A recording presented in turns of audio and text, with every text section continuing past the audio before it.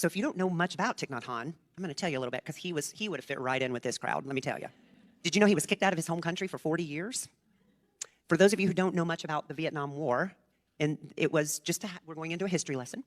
The Vietnam during the war was split into two factions, the North being the communists, the South being what at the time was, and I actually learned this doing my research on him, was Catholic. They had a very Catholic-style government, and he did not fit into either one of those because he was Buddhist.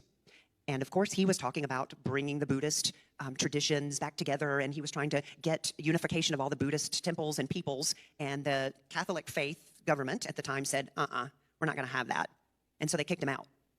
And the North didn't want him back on their side because they felt that he was riling up the diaspora because he was traveling all over the world talking about peace. How dare he? How dare he talk about peace? So he did that. He was doing these things, and he was riling people up. He was waking them up. He was brilliant. He had a Fulbright scholarship. He was very good friends with Martin Luther King Jr. In fact, it is said that he was the reason Martin Luther King Jr. spoke out about the war, spoke out against the Vietnam War. And as we all know, just a very short time later, his life was taken from him. Thich Nhat Hanh, one of the other things I'll say, and then I'm going to move on to the next bit, was